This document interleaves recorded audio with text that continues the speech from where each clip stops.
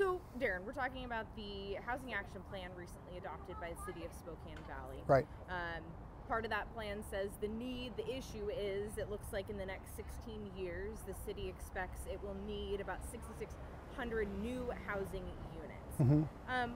What are your thoughts on that? Over the phone, you mentioned that number may not be entirely accurate. Correct. Or really show the full scope of what the housing demand is in the city. Right. We think it's woefully inadequate, plain and simple. I mean, that number means that we only need 300 more homes or a year is just, by any stretch of the imagination or facts, just incorrect. We went to the Planning Commission, we testified to that number, and when we first saw these numbers appearing, we had real concerns, right, as to why that is. Because we've seen this lack of housing increase for the last 10 years coming on. And so we put together our own summit. We brought together experts from the nation, from the state, even locally, to all come up with that, what's the best information that we can share? And our concerns are that this report really only looked at one small set of data that was 5 years old. And when you do that, you end up making, we think, bad choices from bad data. So we presented a different picture. And the picture that we presented was one that really matches up what the market is, right? You're seeing, not only are you seeing prices escalate because we've underbuilt for 10 years, but now you've got this influx of people who want to leave those larger cities to a lifestyle we have here, right? They can bring their jobs with them. COVID's kind of accelerated all that. We can work from home if we want to. And you're seeing thousands of people moving to this region that have a job, that have cash from their house that they sold, and the bidding wars are tremendous. You imagine trying to buy a house today, and imagine watching a house today and watching that, let me try it again. Can you imagine buying a house today and watching the price get bid up from the market price? $10,000, $20,000, $100,000, not uncommon in this market. And as a result, people are just getting squeezed out of being able to buy. Has the housing market really changed so significantly since 2017, which is where you say the data the city uses? Is it really that different? It is different, but it fails to capture several things, right? It's not new data. The second thing is, they're not talking about a growth number that's realistic, right? We've been growing at 1.5% to 2% in this community for the last decade. They didn't use that number. And the third one was they really failed to look at how many people were moving here. When you add all those up, how many houses we haven't built, how many houses we're going to need for our children, for our parents, for whomever normally, and then you add in what the lack has been, it is a recipe for disaster. What are some of the things, I guess, so data aside, what are some of the things that maybe the Spokane Realtors Association agrees with in the plan? So they've started to introduce new types of housing, which we think is critical. I mean, it really is very simple. If you have a space that's defined, how do you get more housing out of that? You can either add more homes inside, or you can change the footprint. It's just that simple. And unfortunately, the state rules have bound us up to not being able to change how much we can grow out. So that means we can only grow in. What does that look like? You have to consider plans that add more houses of different kinds, right? That's cottage homes, townhomes, condominiums, rentals mixed with other types of homes, maybe light retail, so it's all together in one space. Where we're standing today in Kendall Yards is a perfect example of that. It's everything that designers today say we need to do to get more people in a smaller space. And yet you can't build this hardly anywhere in the county. Does Spokane Valley, from the association's perspective, does Spokane Valley have the capacity to build as many units as it needs in the expansion sense, or like you mentioned, just building up? Both. Spokane Valley is uniquely positioned in that when you look at what does it take to build a home, right? You need water resources, you need land, and you need access by transportation. Spokane Valley is in a place right now where they have the opportunity to do all of this right? They could be the bedroom community for Spokane. They could be, and the longer we wait, it's going somewhere else.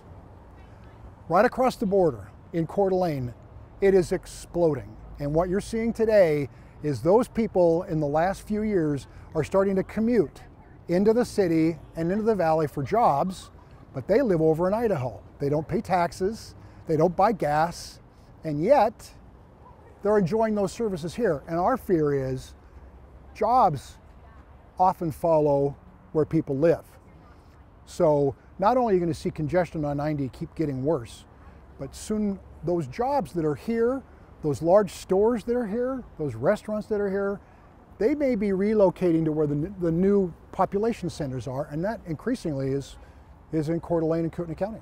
How would you say the Spokane Valley housing market compares to Spokane, right here in the heart of downtown? Very similar. They're very similar in that for years we've done things the same way. But now there are new demands. There are new demands that require us to think differently. And change is hard. I once read a philosopher that said that change is hard because it's the abandonment of what you know for the acceptance of what you don't know. And I think that really encapsulates why it's hard to be that decision maker saying, we need this, but no one wants to change. And we know, unfortunately, at the SAR, that cities can either grow or they will die. You can't stay the same. Circling back to the data component, the city of Spokane Valley was going off of Office of Financial Management data from Yes. 2017. Yes. What's the timeline or the date of the data that the association presented? So we have real-time data. You know, the housing action plans, as they were originally written, had prices for homes saying, and things, they were so ridiculous. They said things like, oh, the average price home is $225,000 and rents have only gone up 10% in 10 years. How's your rent gone up? It's gone up probably 10% a year. At the same time, average price of a home is $375,000. The median price home for Spokane County today, $375,000. It's out of date. What are the ramifications of the city using that 2017 data as opposed to more recent data? Or other sources of data, Sure. we would add. Again, it gets back to decision making. You cannot make a good decision with bad information. Do you think this will negatively affect the community that's growing steadily? It has to. It has to. And it's not just, it does two things that are really of detriment. You have to ask yourself, who gets hurt, right? Who gets hurt first and foremost are those who are renting and trying to buy a house. That price of the house just gets farther and farther away. Half of our community basically rents. And it's difficult to say to those people, oh, you're going to see your prices go up every month because, you know, if that property goes up, the taxes go up, the cost to the landlord goes up, your rent's going to go up. And yet the other half of the people, when you buy a house, what does your mortgage do? It stays the same. It never changes. So those are the people that get hurt. We had a paper prepared by Vange Hockheimer over at Whitworth University, and she outlined how homelessness, divorces, childhood performance in school, all of these social issues are tied to one thing, housing. Or in this case, lack of housing exacerbates these problems. The mental health challenge right now with our students in the Spokane County versus the rest of the state has skyrocketed. And she attributes it directly to those who are facing challenges with being housed. We have a rental rate right now, was just released this week, of less than 1%, 0.6% rental rate. Now think about that. If your landlord has a house and they've decided to sell it because they just decided to get out of the market, where are you going to go? Can't afford anywhere. You know, it's so bad now. We've never seen this before. We're seeing bidding wars on apartments where people will come to the landlord and say, oh, you're getting $850 a month for that? I'll give you $1,100. Okay. So think about that. Now you've got competition at the rental level, like you're seeing at the purchase level. And we just think it's scary.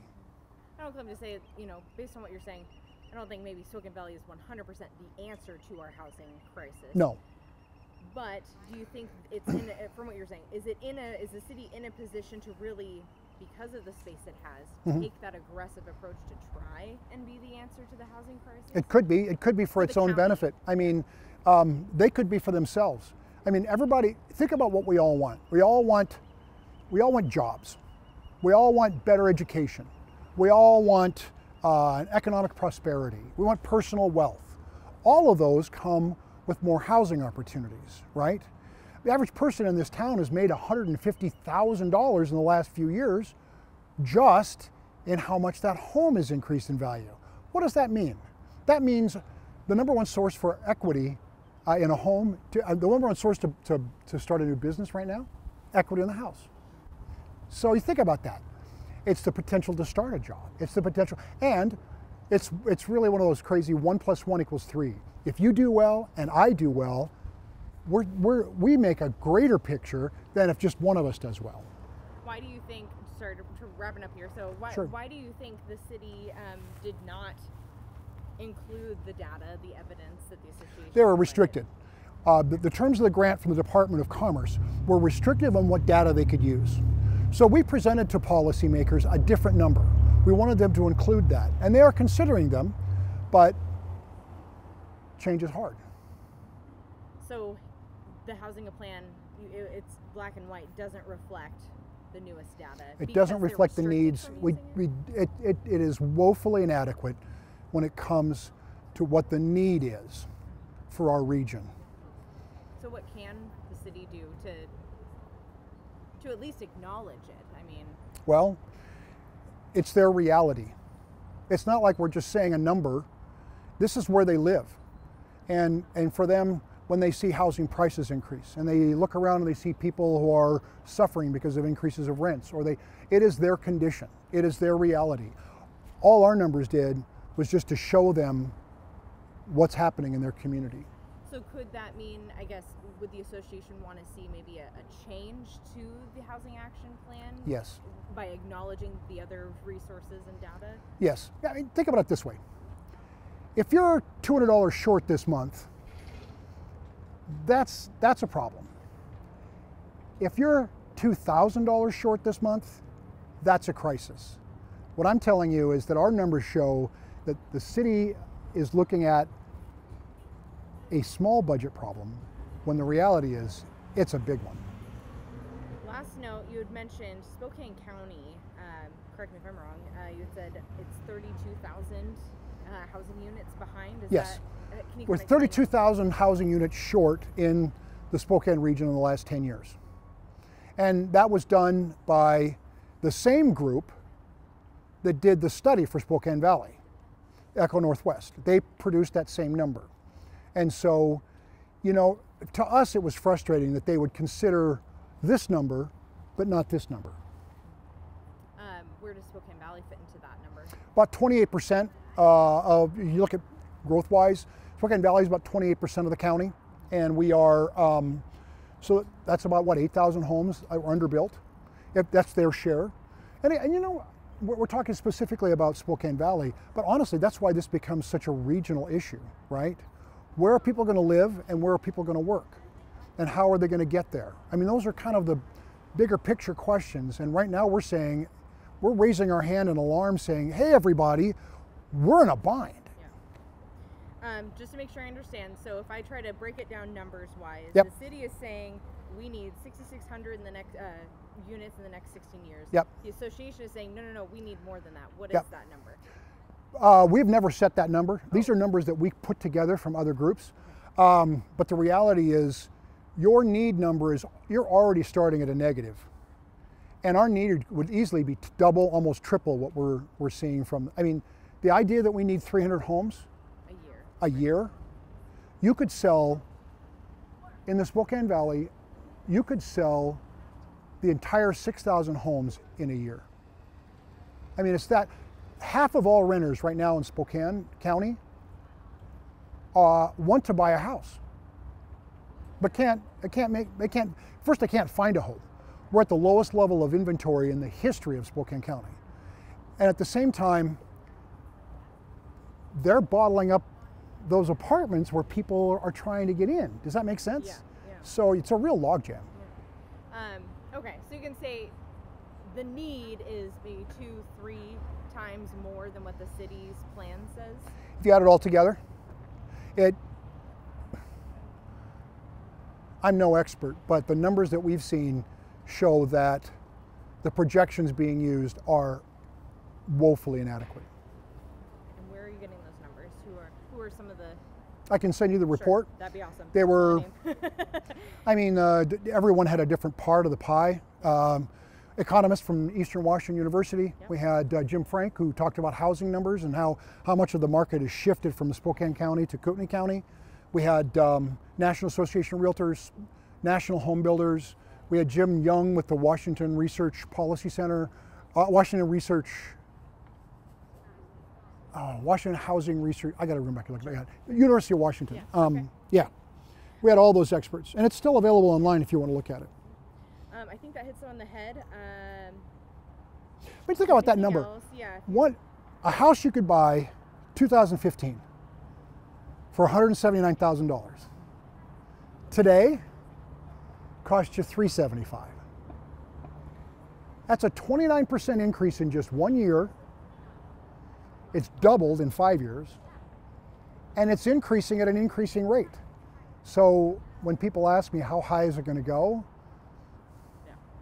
so in some ways, we're too late already. If the valley said, you know, you're right, let's start building houses, we're still 2 years out, and we're still 2 years. If that, more than that.